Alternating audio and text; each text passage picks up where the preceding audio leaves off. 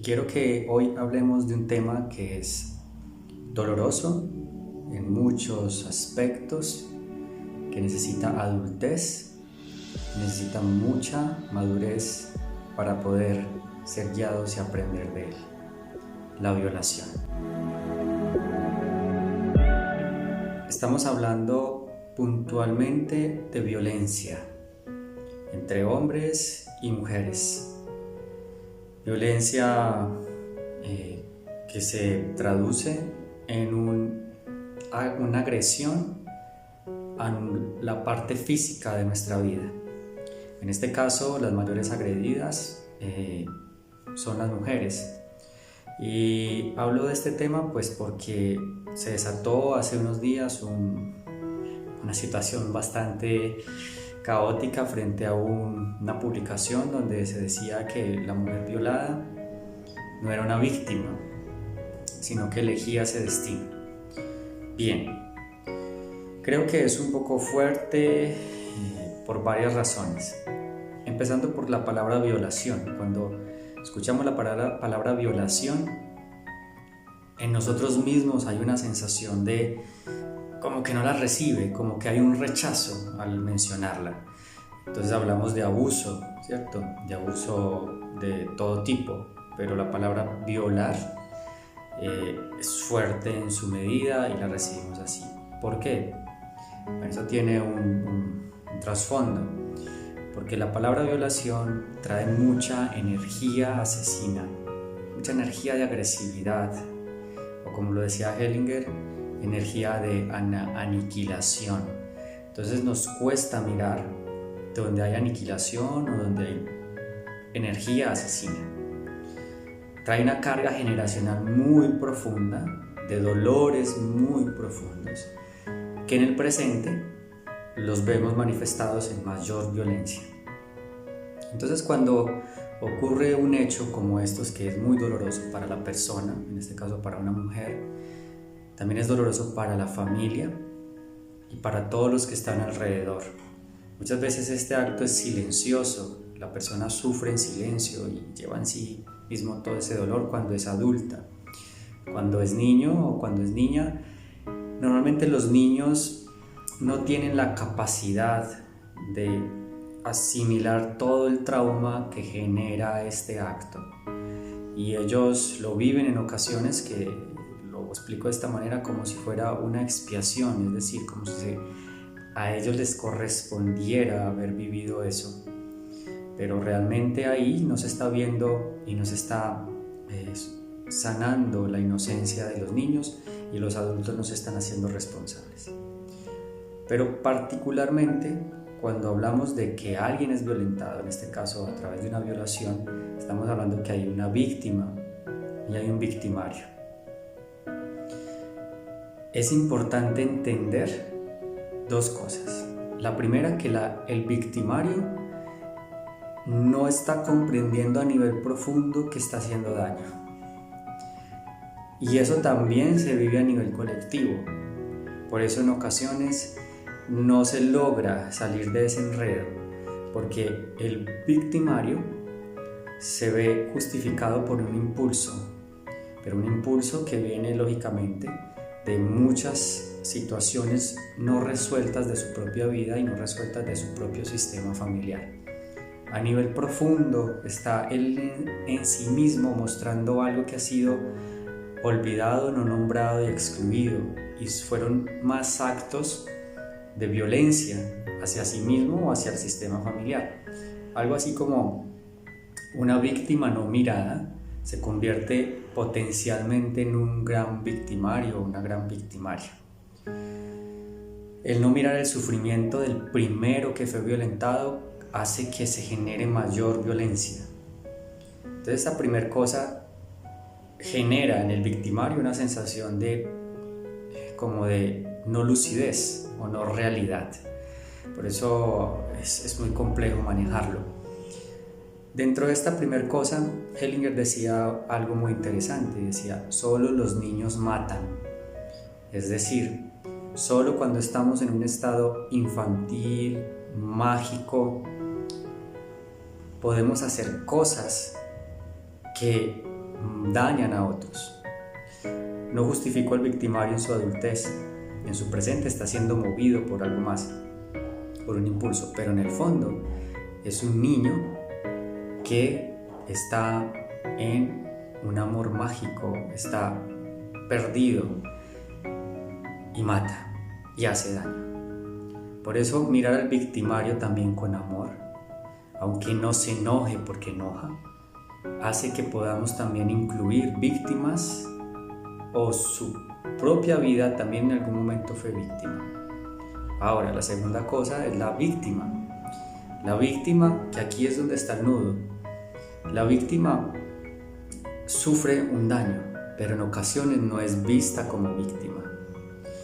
Aquí yo no voy a hablar desde la conciencia moral, que a veces se ponen en unos dilemas muy grandes como tuvo la culpa, no tuvo la culpa y bueno, sale todo este discurso. No, aquí hay una víctima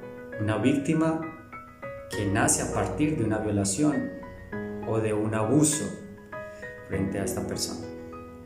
Y a esta víctima hay que mirarla, reconocerla, no juzgarla, acogerla, porque en el presente está siendo dañada. A nivel profundo no sabemos qué está solucionando, a nivel profundo no sabemos qué es lo que está mostrando, y eso solo se vive en casos particulares o se experimenta y se observa en casos particulares. Ahora bien, hacían una pregunta: ¿qué se hace con una persona que fue violada? Bueno, hay que hacer un trabajo primero profundo frente a su dolor y hacerle reconocer que es víctima, pero para que no se quede en la victimización, sino que tome fuerza y sale de allí. Y eso solo se logra si le miramos con amor y miramos a su perpetrador, a su victimario, y también empáticamente lo acogemos y le decimos que asuma su responsabilidad. Allí cambia. Y bueno, viene un proceso ya de reconciliación consigo mismo, con el cuerpo, generar asuntos de no culpabilidad, y bueno, toda esta situación que se genera. Pero aquí lo importante de estas dos cosas es que los dos en ese encuentro nos están enviando un mensaje a todos los que estamos viendo ese encuentro violento, y es que necesitamos mirar más atrás. ¿A quiénes necesitamos mirar de nuestro sistema familiar que hicieron daño y no lo asumieron? ¿Y quiénes sufrieron y no fueron vistos? Es entender en primera instancia que una niña no tiene la capacidad adulta para asimilarlo. Entonces hay que acompañarle, acogerle y bueno, todo un proceso lógicamente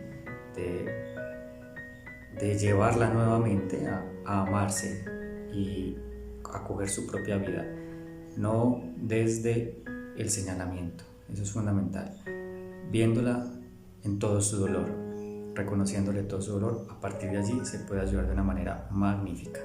Otra pregunta más que hacen es: ¿cómo encaja en el sistema familiar un abuso sexual?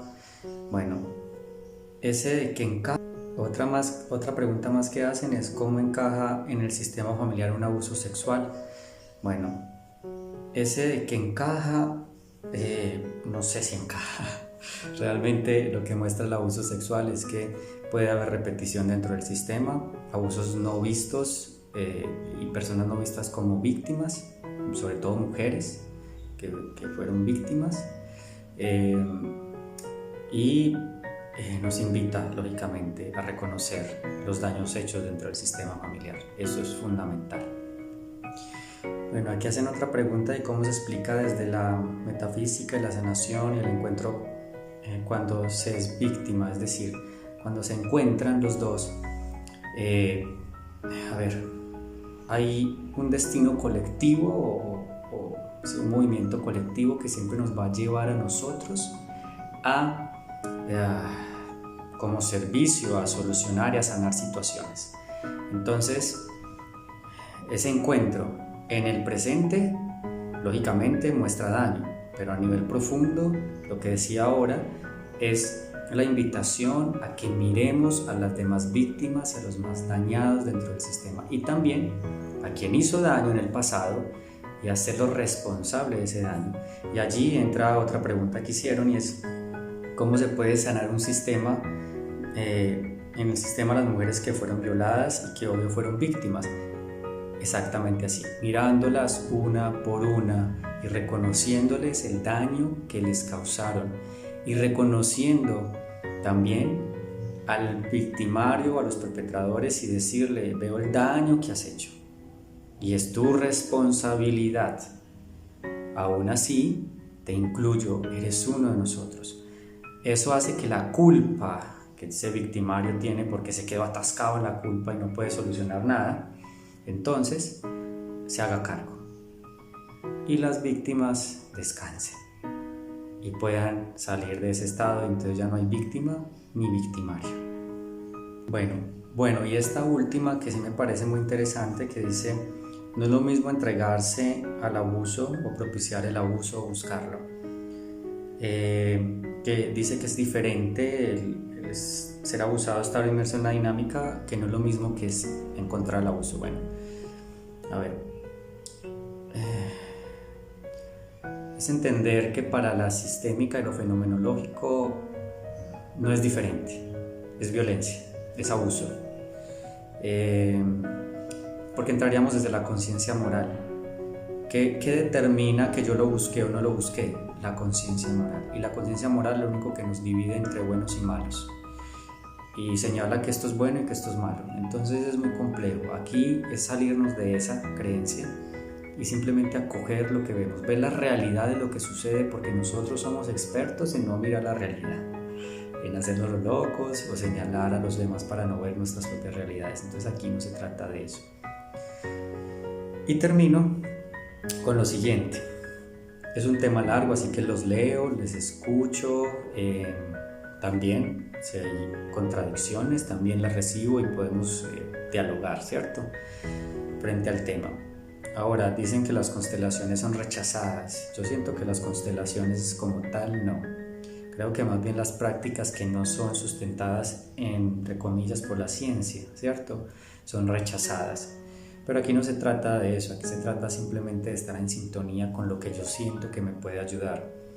La medicina puede ayudar, las constelaciones pueden ayudar, una terapia psicológica, desde psicoanálisis puede ayudar, desde una programación neurolingüística puede ayudar.